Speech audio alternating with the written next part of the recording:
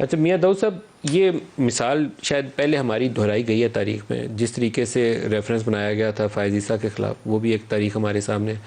الوی صاحب کے طرف سے ان کو ریفرنس بھیجا گیا تھا. عمران خان پہلے آن بورڈ تھے، بعد میں انہوں نے کہا نہیں میرے سے غلطی ہو گئی تھی. پھر تاثر یہ دیا کہ اسٹیبلشمنٹ نے بھیجا تھا کیونکہ یہ فیض آباد کی ججمنٹ میں ان کا نام آ گیا تھا فیض صاحب کا. ایک اور مثال تھی مشرف صاحب کے اوپر، وہ جو جج صاحب نے افتخار جو صاحب اور ان نہیں جی یہ اپنے سیٹھ صاحب نے وقار سیٹھ صاحب، تو اس کے اوپر جو کچھ لا منسٹر نے پریس کانفرنس کر کے اور فواد نے پریس کانفرنس کر کے جو الفاظ استعمال کیے تھے وہ اس سے بھی نیکسٹ لیول تھا. تو ذہنی طور پہ انہوں نے کہا تھا بندہ ٹھیک ہے کہ نہیں ہے. تو لیکن یہ آج جو کچھ ہوا ہے مجھے لگتا ہے کہ بالکل پٹاخہ بولنے والا ہے، بس آج بول رہا کہ کل بولا، وہ والی صورتحال ہے. یہ صورتحال تو بالکل ایسی ہے. میں کریکشن کر دوں، آپ نے انٹروڈکشن میں کہا کہ میں پاکستان بار کونسل کی طرف سے ہوں. پاکستان بار کونسل کی طرف سے نہیں، میں ذاتی حیثیت میں بطور وکیل میں نے مسٹر جسٹس مظاہر علی اکبر نقوی صاحب کے خلاف جو ہے وہ ریفرنس فائل کیا ہے.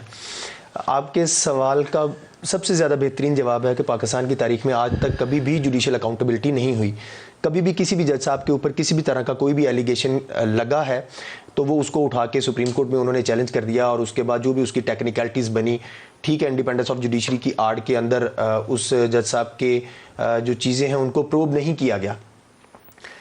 اس کی وجہ سے یہ حوصلہ پاکستان کے نظام عدل میں جج صاحبان کو ملتا ہے، جس کی وجہ سے وہ ایسے احکامات جاری کرتے ہیں جو جاری نہیں ہونے چاہیے، اور ان احکامات کی بنیاد کے اوپر پھر معاشرے کے اندر اور سوسائٹی کے اندر آپ کہہ لیں سیاسی قسم کی ایک بے چینی پیدا ہوتی ہے، جس کا ریئیکشن جو ہے وہ آپ سیاستدانوں کی تقاریر میں دیکھتے ہیں. جیسے مریم نواز صاحبہ کی بات سن لیں، فواد چوہدری صاحب کی، وقار سیٹھ صاحب کے بارے میں وہ سن لیں.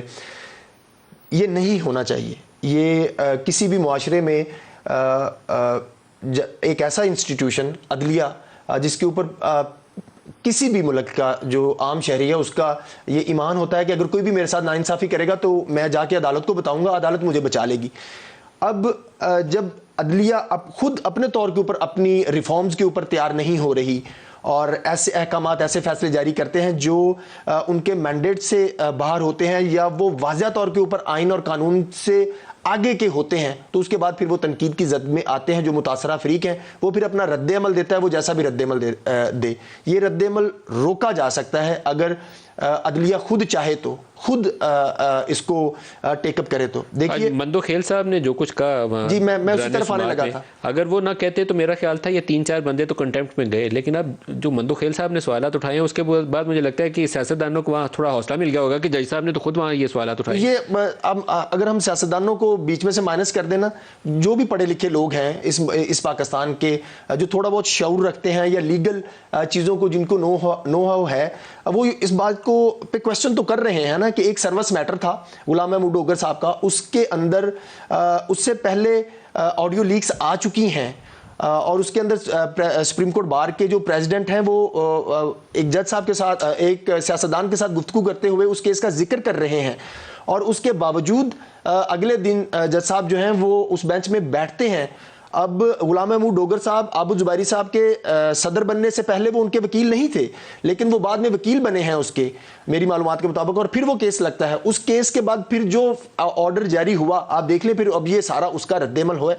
وہ آرڈر جاری نہیں ہونا چاہیے تھا. پھر دیکھیں اس ایک سروس میٹر کے دوران جو ایک معمولی نوعیت کا مقدمہ تھا، اس کے اندر آپ چیف الیکشن کمشنر کو طلب کر رہے ہیں. چلیں آپ کا اختیار ہے، آپ نے طلب کر لیا، تو پھر آپ اخلاقی اور قانونی تقاضوں کا مظاہرہ کرتے ہوئے ان کو جو آپ نے طلب کیا اور ان کے بارے میں جو آپ نے آبزرویشنز دی وہ اس کو آپ ریٹن آرڈر کا حصہ بنائیں.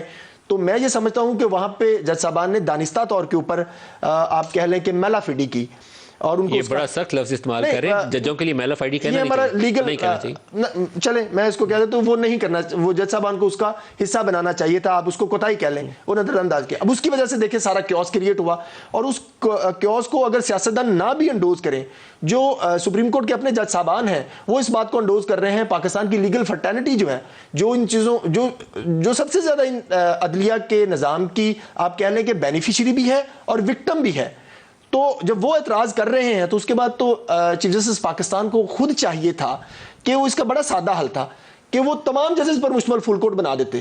تاکہ کسی کو اعتراض ہی نہ رہتا. لیکن آج ایک جج صاحب نے 2 ججز کا نام لیا نا وہاں پہ، 2 سینئر موسٹ ججز کا، کہ ان کو رکن بنا دیا جائے. جی ایگزیکٹلی، فائز عیسیٰ صاحب کو. اگر 15 کے 15 جج صاحبان کے اوپر فل کوٹ بنا دیا جاتا تو کوئی کسی کا بھی اعتراض نہیں. اگر پھر کوئی بھی اعتراض کرتا تو پھر وہ میں سمجھتا ہوں کہ وہ عدلیہ کو اسکینڈلائز کرنے کی کوشش کرتا.